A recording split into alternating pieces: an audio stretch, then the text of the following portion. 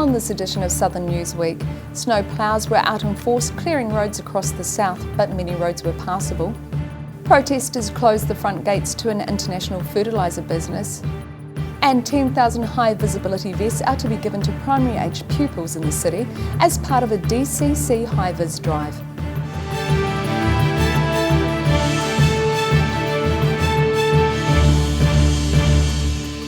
Kia ora, I'm Melissa Barton. Snow has been falling in central Otago over the week. Snowploughs were out in force, clearing roads, and all roads were made passable. But motorists are advised to be extra cautious. Welcome to winter. As predicted, snow started falling in central Otago last night around 9 o'clock, with residents along the rail trail on the Maniototo Plain waking up to a good dusting of snow. The Queenstown Lakes District Council says the rain and snow overnight was heavier than forecast, and all higher roads, such as the one seen here on the top of Blacks Hill near Oust, have been ploughed and heavily gritted. Chains are not required and all roads are passable, but motorists are advised to be extra cautious. State Highway 8 through the Lindis Pass was closed for a period overnight owing to snow, but has since reopened. And the Met Service still has snow warnings in place for several highways. Meanwhile, the snow has created picture postcard views around towns such as Oust and will provide a boost of snow cover for the ski fields in the region. In central Otago, the south today. Protesters with makeshift towers blocked the entrance to the Ravensdown fertiliser plant in Dunedin recently.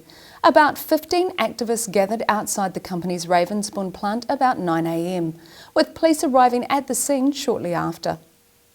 A small but passionate group of activists blocked the entrance to Ravensdown's plant in Ravensbourne this morning. Protesters say alleged human rights abuses in the Western Sahara cast a long shadow over New Zealand's agri-chemical industry. We're here today speaking on behalf of the Sahrawi people, the indigenous people of Western Sahara who have had their land stolen and occupied. There's 170,000 of them in refugee camps. Ravensdown and Balance are two of three companies in the world that still import blood phosphate.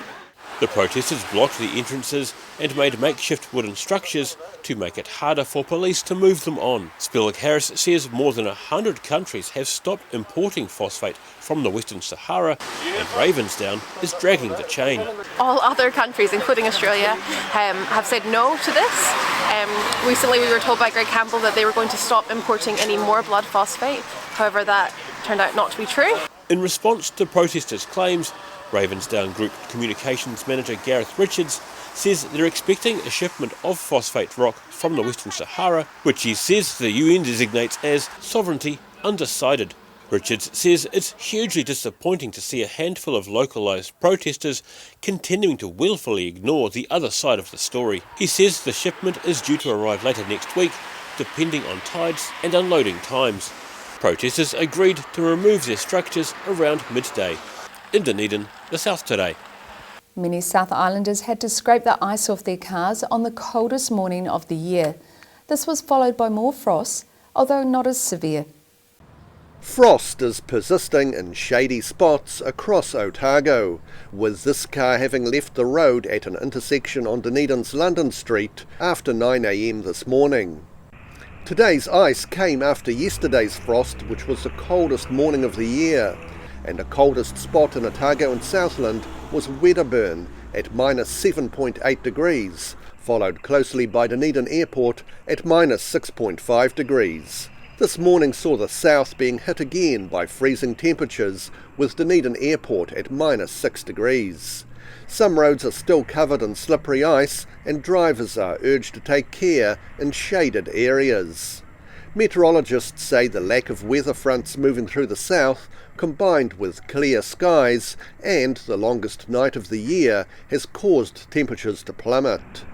Another clear night is forecast for tonight, with a frosty morning likely tomorrow. However, cloud is forecast for later this week, which may keep frosts away after tomorrow morning.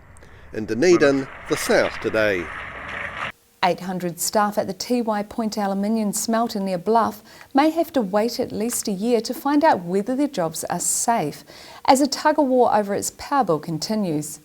The delay of the smelter's strategic review is starting to weigh on the minds of the Southland community, which is something New Zealand Aluminium Smelter's Chief Executive Tew Hamilton says he's conscious of. The Tiwai Point smelter was opened in 1971 following the construction of the Manapuri power station to supply it with electricity. The plant uses the electricity to turn refined bauxite from Australia into some of the world's purest aluminium. The smelter uses 13% of New Zealand's electricity, with nearly all the aluminium being exported to Asia. Last year, the smelter's owner Rio Tinto announced it would be carrying out a strategic review, which indicated it could result in the closure of the Southland smelter and a loss of about 800 jobs. The results of the review were expected to be released in March, but have been postponed due to the outbreak of COVID-19. New Zealand Aluminium Smelter's CEO Tew Hamilton says he's conscious the delay of the review has been weighing heavily on its staff and the Southland community. However, it will take some time for the outcome to be known. He says last week's announcement by the Electricity Authority, which proposes changes to transmission costs, would save them about 14% of their $67 million power bill. But this saving might be not enough to satisfy the smelter's owners. The Tiwai Point smelter is reported to account for about 10% of Southland's regional economy.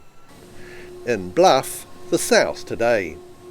Bright and easy, the visibility of Dunedin's youngest residents is increasing. 10,000 high visibility vests will be given to primary aged pupils in the city as part of a Dunedin City Council campaign. Dunedin's Musselburgh School has received high-vis vests for pupils to wear while they're out of school.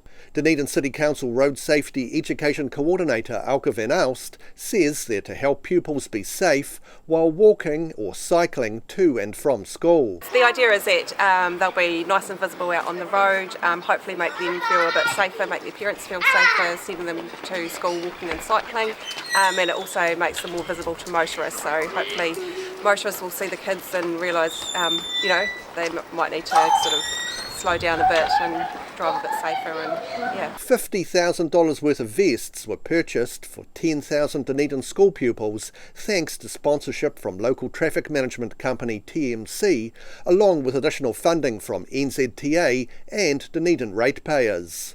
Safe and Sustainable Travel Coordinator Janet Young says the response from schools has been very positive. Being able to provide vests means that at least we can give them the reassurance that the kids are going to be seen, especially with some of the events that have happened in the not so distant past. So it's a good feeling. In Dunedin, the South Today. Still to come on Southern Newsweek, a southern fencing contractor has a tricky job, which was 9 months in the planning, and a notable Dunedinite turns 100 years old. So see you after the break.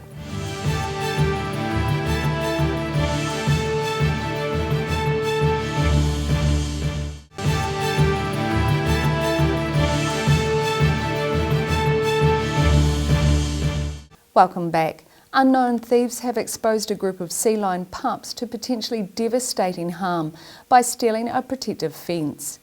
The barrier had been erected to stop pups from venturing on the road around Hooper's Inlet. This tranquil pool is one of several along the Otago Peninsula being used as a sort of creche for young sea lion pups. About 11 pups frequent this pool at Hooper's Inlet, which has been fenced off from the road to discourage curious young sea lions from climbing up on the road with the risk of being hit by passing cars. Earlier this year, a sea lion and her pup were killed by a vehicle in similar circumstances on a road near Kaka Point. But to the frustration of conservationists, a 60-metre-long section of high-visibility fencing in Waratahs was stolen from here last week.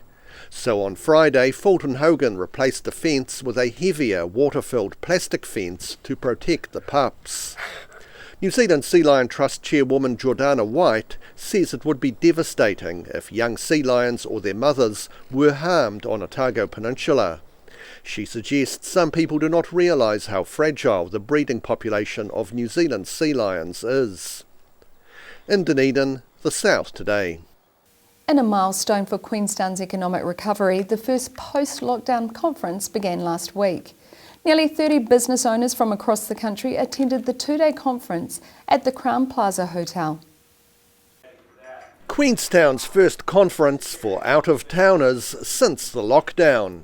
About 30 business owners from across the country attended a two-day conference at the resort's Crown Plaza Hotel on Friday. The hotel had originally planned to reopen at the start of next month, but are happy to reopen earlier to host this gathering, especially as the conference is all about growing medium-sized businesses.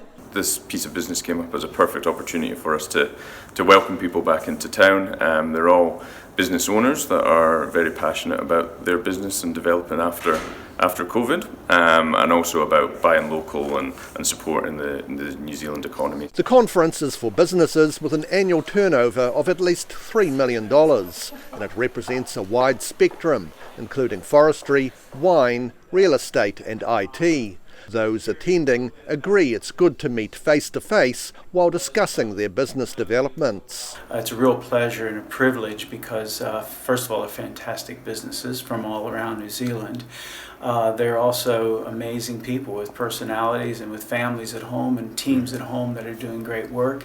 And so it's a real privilege to be with them. And also, of course, doing it face-to-face is in a wonderful setting like this is just a great treat. Exciting getting back to the way we used to do it, and we like meeting new people and like-minded people, so it's always an interesting conversation. Crown Plaza Queenstown General Manager Stuart Mason says the hotel staff are also very happy to be back at work. We were closed for 12 weeks, so a tough 12 weeks, and it's great to get the team together, and everybody's ecstatic to be serving customers again. It's fantastic.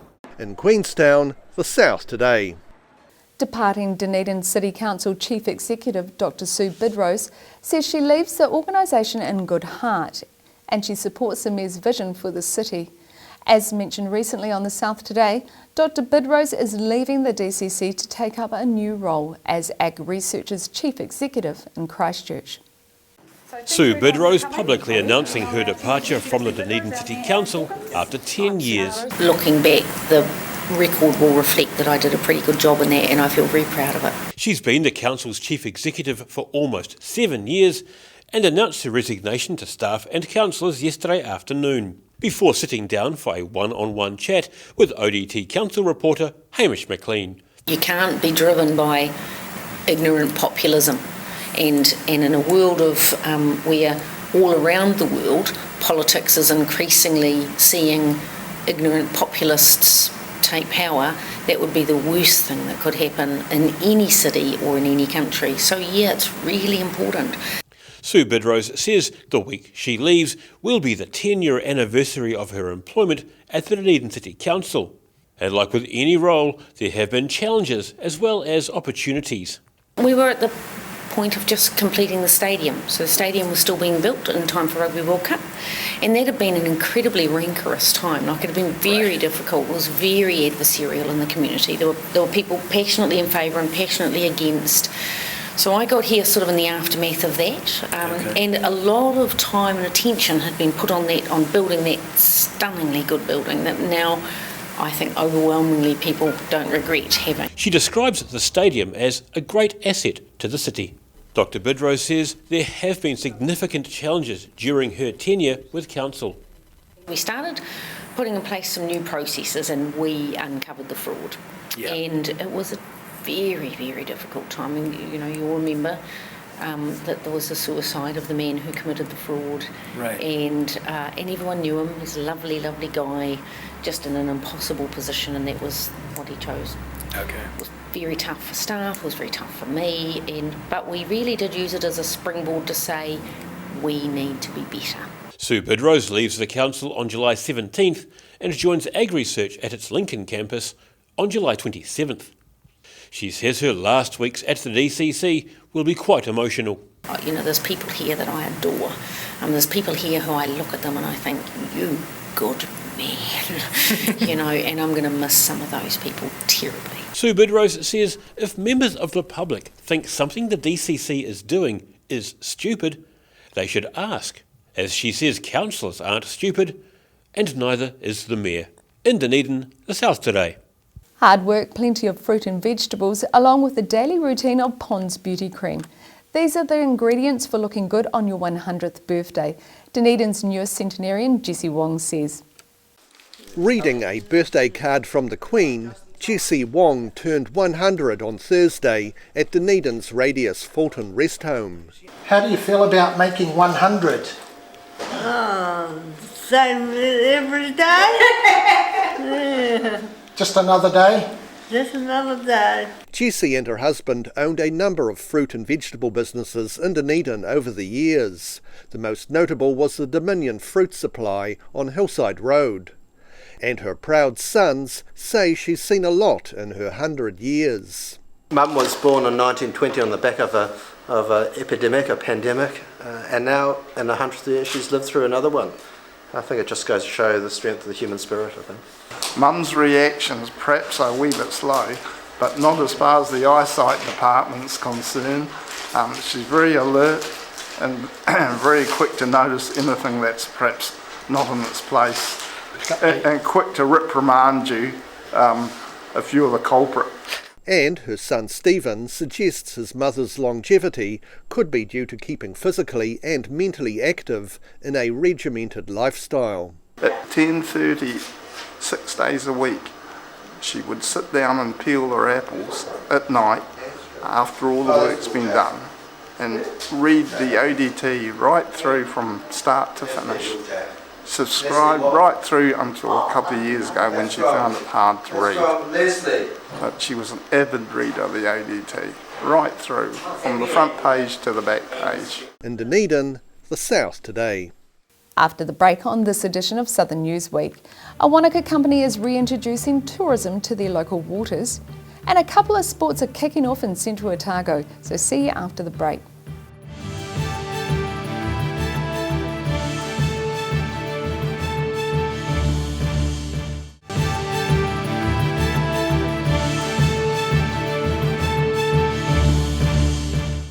Thanks for staying with us.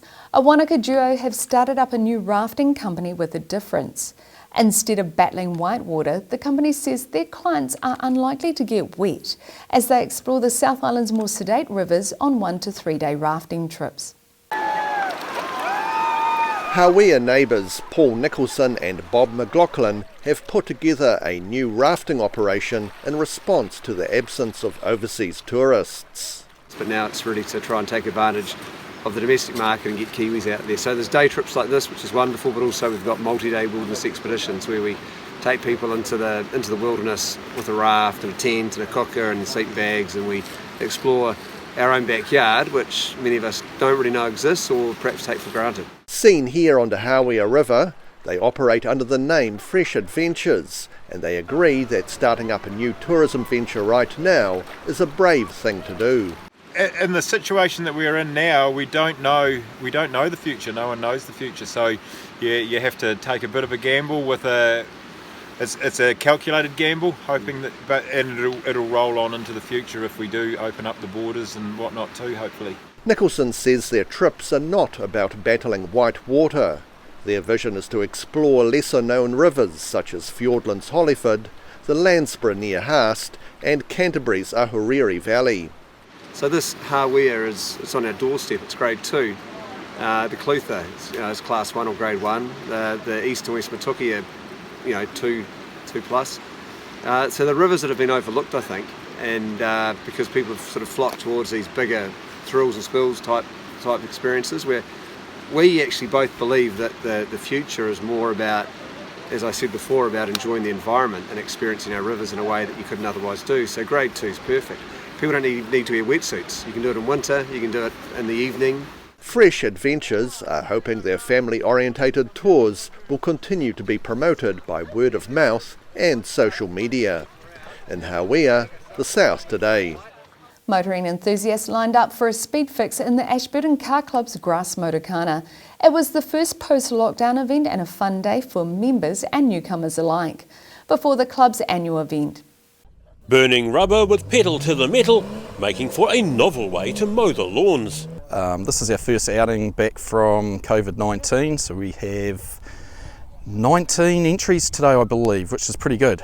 Members of Ashburton's Car Club got their motors running and headed off the highway for the first motorkana held at the club's grounds on Ashburton's Wakelands Road.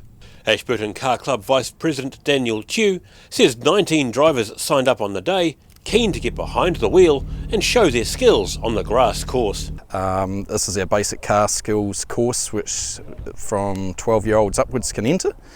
It's basically just learning how the car controls on grass, skidding, speed, everything you want there. So we have members from, like I say, from 12 to unlimited age. As long as you can still drive, you're more than welcome. He says an attempted break-in of the clubhouse over lockdown is being investigated by the police, but did little to dampen members' spirits with near-perfect conditions on the day for members to let off some steam. Yeah, that's a good day for all family. It's a family environment where a lot of families come out and hang out for lunch and picnic as well, and also have a lot of fun at other people's expenses sometimes as well. Entries on the day included a mix of car club members as well as members of the public, some of whom had come especially for the event from outside the district. The event started on a thickly frosted ground, which after each vehicle became more slippery, testing drivers' skill levels more as the day wore on. In Ashburton, the South Today. Central Otago sports fans are raring to go after an enforced hibernation due to COVID-19. Ice hockey is one of the activities attracting youngsters in the region who say it's not just a Northern Hemisphere sport. Along with curling and ice skating, ice hockey is one of the activities that can be enjoyed on Alexandra's Ice and Line ice rink. Flames Ice Hockey Club President Trevor Lawrence says youngsters are raring to go after the enforced hibernation due to COVID-19. A month ago we didn't even think we would open, and if we did, it was going to be a short season. Now we got some wonderful weather, the ice is perfect, and we're hopefully extending our season a little longer in August to make sure that we get enough ice time for all the kids to play. Lawrence says he's impressed with the record number of people wanting to take part in the sport, which is not just a Premier League activity played in the Northern Hemisphere. 5 years ago at the Ice and Line facility, we didn't consider we had enough kids for weekend social league. But now, more than ever, we've got about 30 kids playing. And he says you don't need to own your own equipment to play ice hockey. One of the biggest things the committee decided to do was get a lot of gear for the kids of all ages. So at Ice and Line, in the hockey room, we got skates and gear and helmets for many more kids to come join us. Come on down and see me. It's hoped some upcoming ice hockey events will include visitors from out of town. One event already confirmed is the Erawan Cup, which is to be hosted in Alexandra by ice hockey players from Gore. In Alexandra, the South Today. That wraps up this edition of Southern News Week. For the latest news from the Southern region, head online to odt.co.nz and follow Channel 39 on Facebook and YouTube. Thanks for watching. Ka kite anō.